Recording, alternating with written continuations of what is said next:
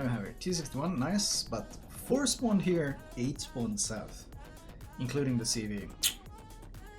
That's potential yikers. This map is pretty Pepega.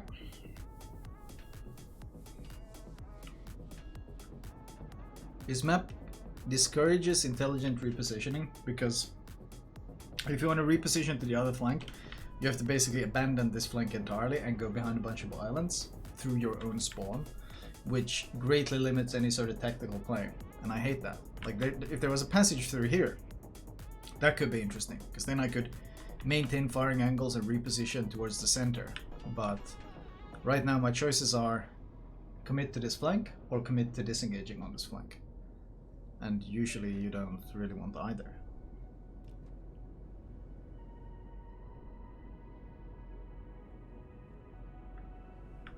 How much are we? 17 range, 3.4 km if we pop spotter plane, which is 20.5. So we need to wait until one of the ships to be within 20.5 before we can put spotter plane and shoot. October about to reach 20.5.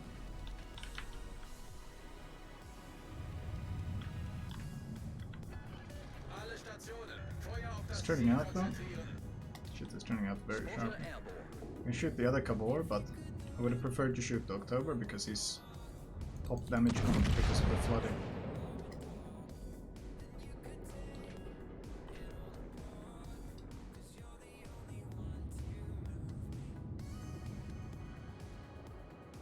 Ah, short. Turned out. Not AP? No, we're not a war spite. So we shoot HE. AP has its place once we get closer. But at this range, HE. Also, attention, because of DD versus DD fights that we know are gonna happen, we want HE loaded. Does the damage come? It does not yet. Concentrate fire on that enemy warship.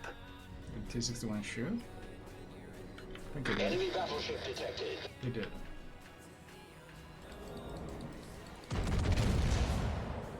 Is he turning in? I think he's gonna keep kiting.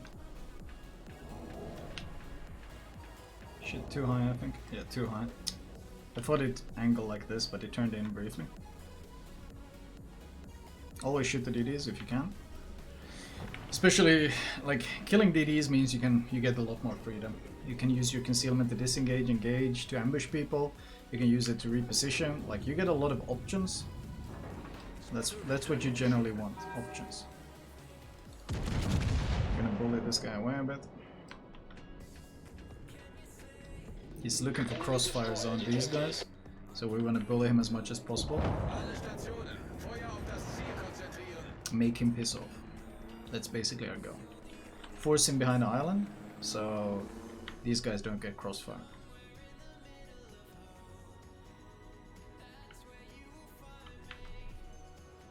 Still hanging out. You can shoot using the minimap. See the minimap? The circle is on him, so I know that my shells will hit him.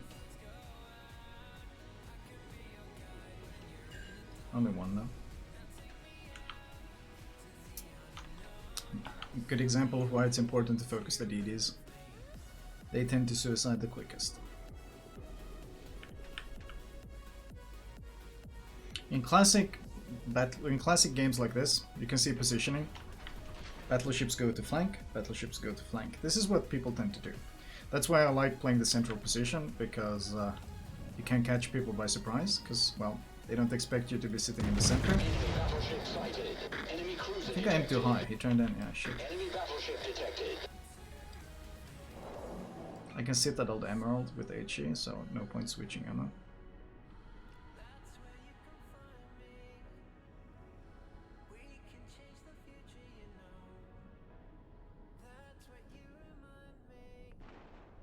T61, please don't die to Emerald. He's turning away. He's turning in again.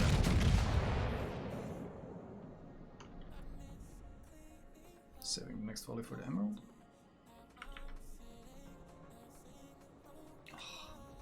We're so agile. We're gonna shoot the Ismail if it pops up around the corner, but first we're gonna try to punish the Emerald. Note how their team is camping, but my team is still suiciding in for no reason. That's a guaranteed way of losing games. He's turning out to dodge the torps, giving me a lot of broadside. Penetration. Note that not all battleships can Citadel low-tier cruisers with HE, but Royal Navy has quarter split, which means quarter penetration, which means you divide the caliber by 4 and you get the HE pen. So low-tier cruisers get easily Citadel by.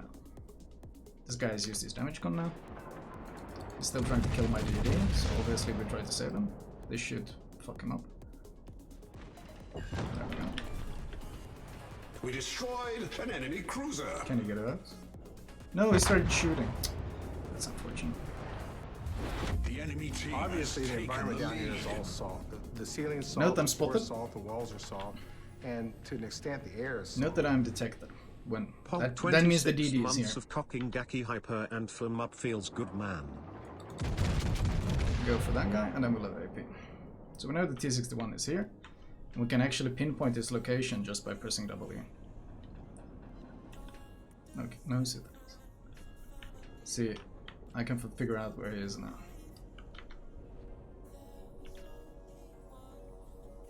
He's here. Okay, so he's here and he's sailing this way. That's good to know. There's a risk that we get chunked when we come out here, but I'm gonna try to go south, reposition with my team.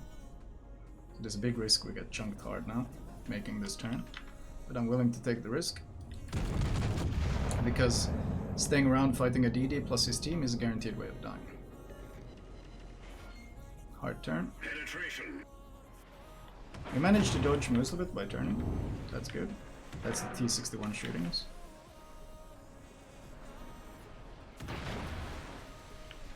He's actually...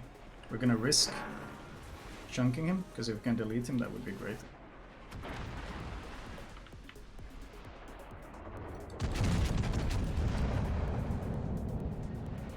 We're giving broadside, but killing a DD is worth it.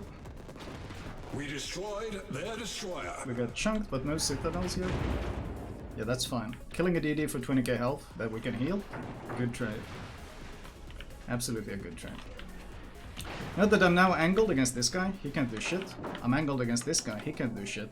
And the Marblehead is in a very vulnerable position. He's stuck nosing against me.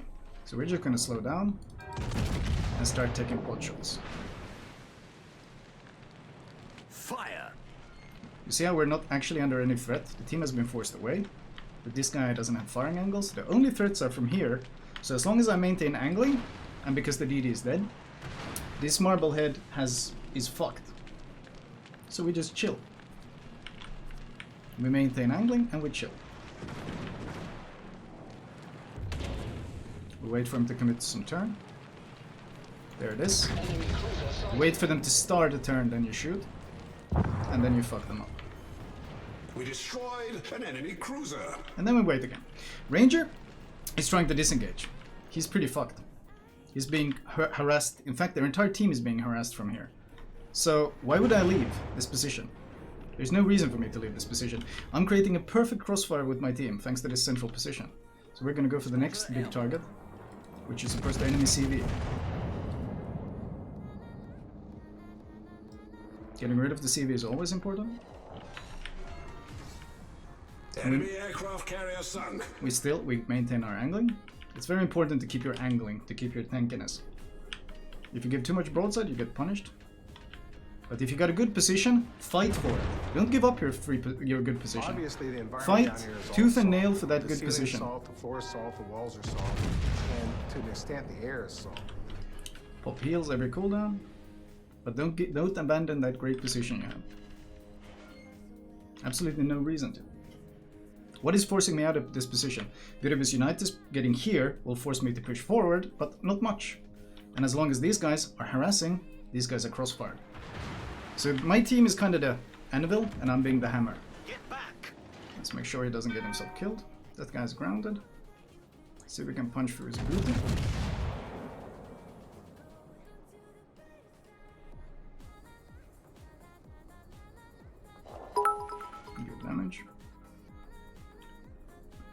always got detention for bullying the special education kids in high school, but here you are doing it and making money. So hypocritical. Jesus Christ.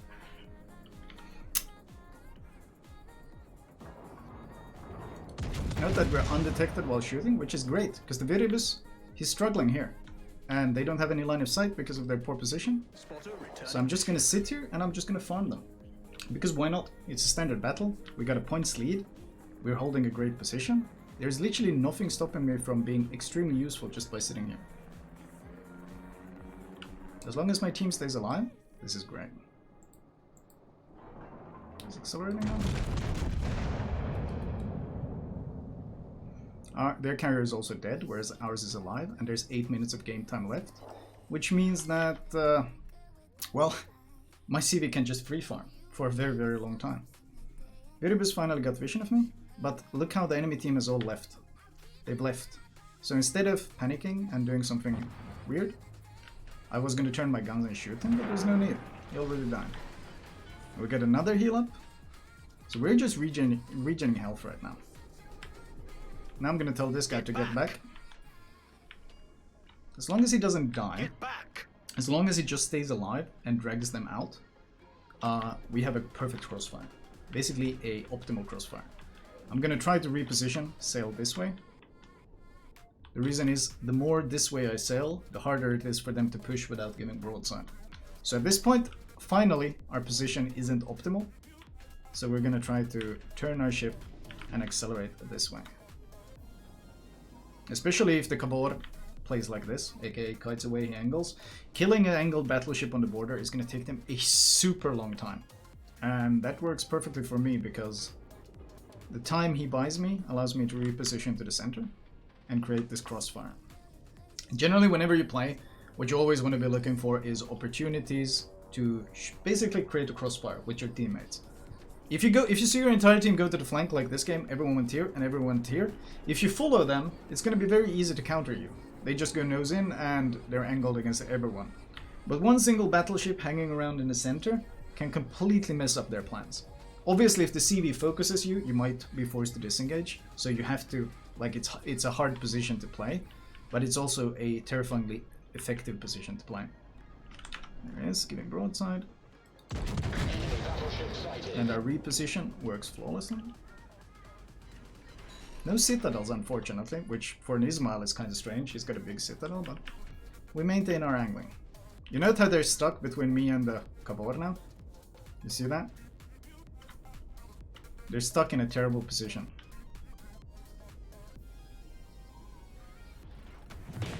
Let's pick up our Kraken. I think we should overmatch his superstructure enough for his deck to get that Kraken. Yeah. Enemy battleship sunk. So what does the October do now? If he angles against me, he gives broadside to him. If he angles against him, he gives broadside to me.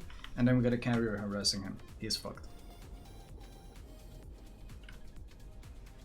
That's the thing. The Kavor doesn't even need to be a good player. He doesn't need to be like a good aimer, good angler, good anything. Just playing around his position opens up this crossfire for us.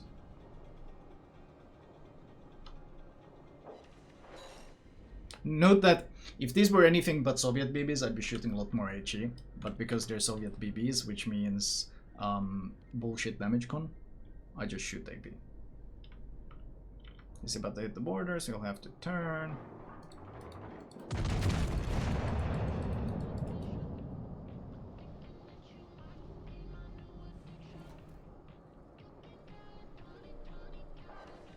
Oh, come on.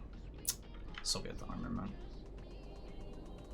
He's actually gonna ground, I think. I don't think he's paying attention. Yeah, he's not paying attention. We're gonna pick him up next volume. He's gonna bump into that guaranteed. Or In 5 minutes. just squeezing past so we're in front. That should be a dead October with a citadel. Oh, Kavor picked him up. Unfortunate, no 6 kills. No 6 kills. But the biggest issue World of Warships players, the biggest mistake they do is, for example, when we had that central position, is they panic.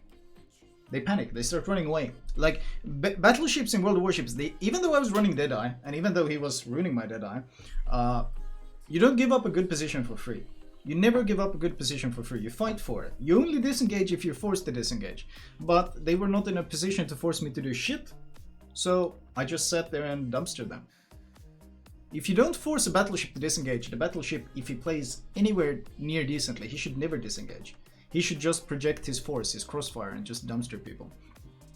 But you see this very often. You see this in high tier as well, where the enemy team pushes, and battleships with full HP, not having taken a single point of damage, not under any threat of really sinking, you see them just run away.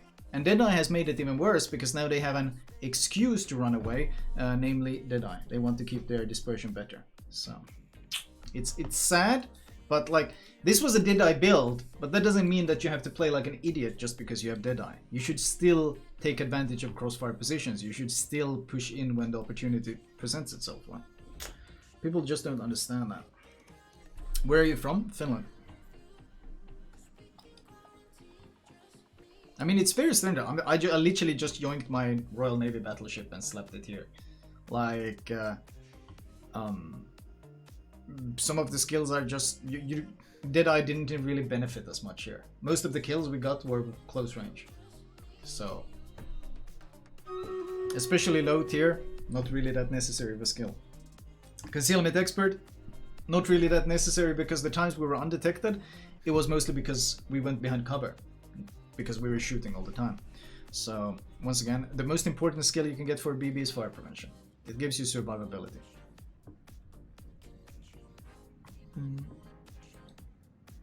Simple as that.